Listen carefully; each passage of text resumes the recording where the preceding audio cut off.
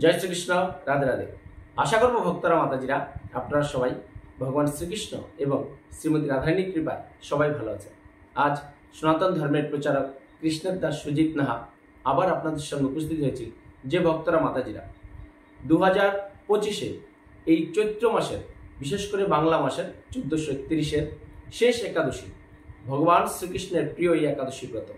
এটা কি? চৈত্র মাসের শুক্লপক্ষিয়া কামদা একাদশী। তাই এই যে শেষ একাদশী, এটা কিন্তু সমস্ত বিশ্বের সনাতনের মানুষরা পালন করা উচিত। কেন? যে ভগবান শ্রীকৃষ্ণ বলেছেন এই একাদশীতে সর্ব পাপ বিনাশকারী, পিচাসত্ব দূরকারী, ব্রহ্মহত্যা জনিত পাপ থেকেও কেউ যদি বাঁচতে চান তাহলে একাদশীটা অবশ্যই সবার করা উচিত। কারণ এই একাদশীর মাহাত্ম্যে বলেছে, একাদশীর মাহাত্ম্য শ্রবণেই বাজপেয় যজ্ঞের ফল সঞ্চয় হয়। এবং ভগবান শ্রীকৃষ্ণ যুধিষ্ঠির সংবাদে যে বরাহ পুরাণে এই কামদা একাদশীর মাহাত্ম্য বর্ণিত আছে, সেখানে বলেছেন ভগবান শ্রীকৃষ্ণ যে প্রত্যেকটা সনাতন ধর্মী মানুষকে এই কামদা একাদশী করা কর্তব্য। কারণ আমরা যদি কোনো পূর্বজন্ম, কোনো কারো অভিশাপে পিচাসত্ব বা রাক্ষস কুলে গিয়ে থাকি বা ব্রহ্মহত্যা জনিত পাপ করে থাকি, সমস্ত পাপ বিনাশ হবে এই একটা একাদশীতে। তাই ভক্তরা মাতাজিরা, আপনারা এই একাদশী যারা নিষ্ঠার সঙ্গে পালন করছেন বা অনেকেই করছেন, আমরা ভিডিওতে জানতে পারছি, অনেকে কমেন্ট করেন, ফোন করেন। যারা করছেন তারা তো ভালো, এবং যারা না করছেন আপনার পরিবারের অন্যান্য সদস্য বা বন্ধুবান্ধব, আত্মীয় স্বজন সবাইকে এই চৈত্র মাসের, বিশেষ করে বাংলা মাসের শেষ একাদশী কামদা, সবাইকে উৎসাহ করো যে তোমরাও এই একাদশীটা করো। বছরের শেষ একাদশী, ভগবান শ্রীকৃষ্ণের কৃপা সঞ্চয় করতে পারবেন। তাই এই একাদশীটা আপনারা পালন করতে গেলে আপনাকে একটি জিনিস অবশ্যই বর্জন করতে হবে। একদম সেই জিনিসটা একদম স্পর্শ করবেন না।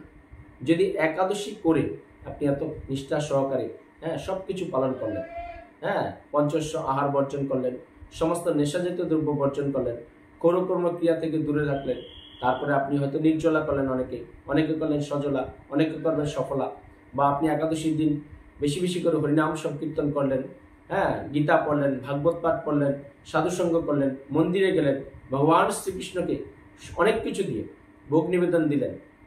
যদি আপনি এই একটি জিনিস স্পর্শ করেন তাহলে কি হবে? আপনার এত কষ্টের সাধনা, এত কষ্টের ফল এক মুহূর্তের মধ্যে আপনার বিনাশ হয়ে যাবে। তাহলে আজকে এই ভিডিওতে জানতে পারবেন যে কি সেই জিনিসটা যে একদম স্পর্শ করা যাবে না। এই চৈত্র মাসের আপনার শেষ একাদশী, কামদা একাদশীর দিন আপনার কিন্তু সবসময় সতর্ক থাকতে হবে ওই জিনিসটা যাতে আপনি স্পর্শ না করেন। ভক্তরা মাতাজিরা, তাই আজকে শুরু থেকে শেষ পর্যন্ত জেনে নিন, তাহলে আপনি বুঝতে পারবেন যে কোন জিনিসটার কথা আমি বলছি। এবং শাস্ত্র বলছে যে একাদশী বা হরিবাসর দিন, হরিবাসর মানে কি? ভগবান শ্রী বিষ্ণুর নিকটে আপনি বাস করছেন এই হরিবাসরে, যার কারণে একাদশীর নাম হয়েছে হরিবাসর। তাই ভগবানের নিকটে বসবাস করে আপনি এত কষ্ট করে নিষ্ঠা সহকারে কামদা একাদশী ব্রত পালন করবেন। যদি এই একটা জিনিস একটু স্পর্শ করেন তাহলে আপনার সমস্ত একাদশী একদম নষ্ট হয়ে যাবে, কোনো আপনার নিয়মটাই আর কোনো কাজে লাগবে না। ভক্তরা মাতাজিরা, তাই আপনারা শুরু থেকে শেষ পর্যন্ত আজকে ভিডিওটা শ্রবণ করুন। আর ইতিমধ্যেই যারা আমাদের কৃষ্ণ কথা সুজিত নাথ চ্যানেলটা সাবস্ক্রাইব করেছেন তারা অবশ্যই ভগবান শ্রীকৃষ্ণ শ্রীমতী রাধারানীর কৃপা সংগ্রহ করবেন। যারা নতুন ভক্ত ভিউয়ার্স মাতাজি আছেন, সবার চরণে প্রণতি নিবেদন, আপনারা আমার এই কৃষ্ণ কথা সুজিত নাথ চ্যানেলটা সাবস্ক্রাইব করে বেল আইকন অন করে অল করে রাখুন। তাহলে আপনি পৃথিবীর যেখানে থাকবেন ঘরে বসে সুন্দর নির্মল বাংলা ভাষায় একাদশী বিষয়ক এবং ভগবান শ্রীকৃষ্ণ এবং সনাতন ধর্মের সমস্ত শাস্ত্রীয় কথাগুলো আপনি ঘরে বসেই সুন্দরভাবে শ্রবণ করতে পারবেন। তাই এখন আসি মূল পর্বে। কি সেই জিনিসটা? যে দেখেন, আমরা একাদশী নিয়ে এত কিছু বলি কেন?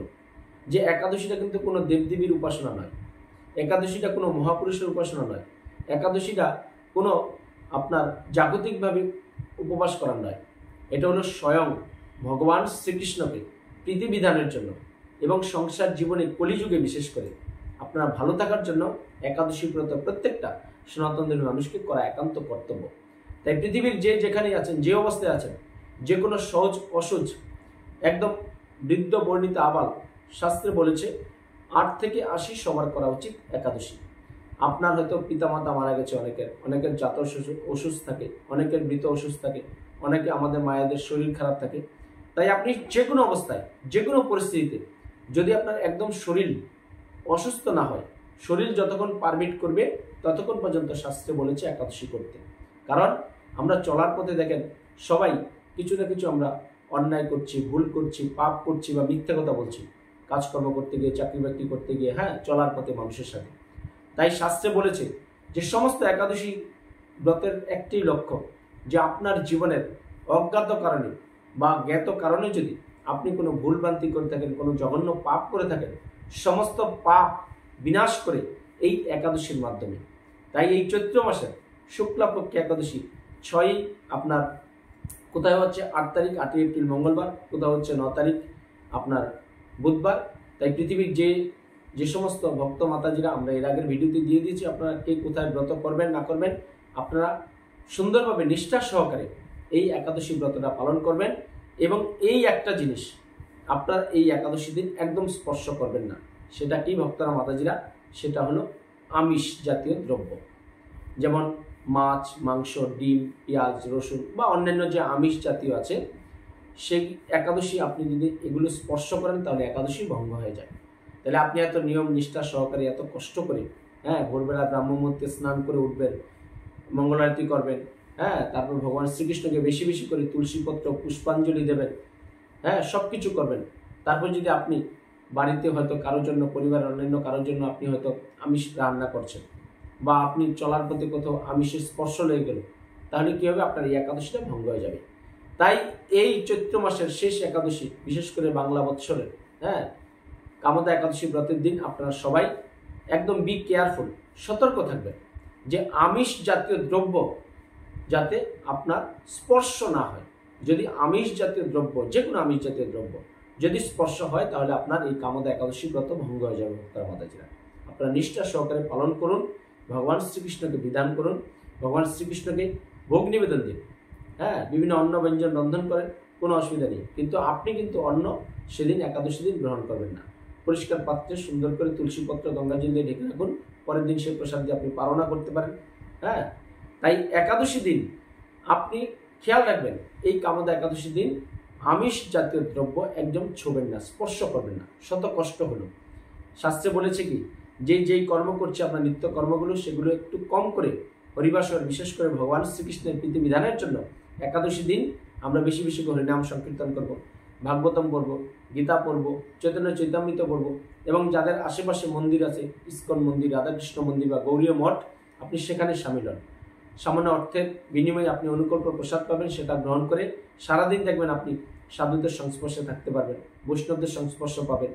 ভগবান শ্রীকৃষ্ণের বা শ্রীমতী রাধারানীর বা ভগবান শ্রীকৃষ্ণের জন্মের অবতার, গৌরাঙ্গ মহাপ্রভু, নিত্যানন্দ প্রভু, নৃসিংহদেব, বরাহ অবতার, তারপর আমাদের বিভিন্ন যে ভগবানের রামচন্দ্রের এই যে অবতারগুলো আছে, তাদেরকে আপনারা কি দর্শন করতে পারবেন। কারণ যে অবতারকে দর্শন করবেন তার মধ্যে ভগবান শ্রীকৃষ্ণ আছে। তাই ভক্তরা মাতাজিরা, আপনারা নিষ্ঠা সহকারে এই 2025 এবং বাংলা চৈত্র মাসে শুক্লপক্ষিয়া কামদা একাদশী ব্রত সবাই নিষ্ঠার সাথে পালন করবেন। আর আপনি কিন্তু একাদশীর দিন একদম, আবারও বলছি, বি কেয়ারফুল, আপনারা এই আমিষ জাতীয় দ্রব্য একদম ছোবেন না বা স্পর্শ করবেন না। যদি পরিবারে কারো রান্না করতে হয়, আপনার আজকের দিনে আছে যে অনেক পরিবারে বাবা মা একাদশী করে সন্তানরা করে না, বা মা করে স্বামী করে না, ছেলে মেয়ে করে স্বামী স্ত্রী করতে চায় না, বিভিন্নভাবে সমস্যা কলিযুগে।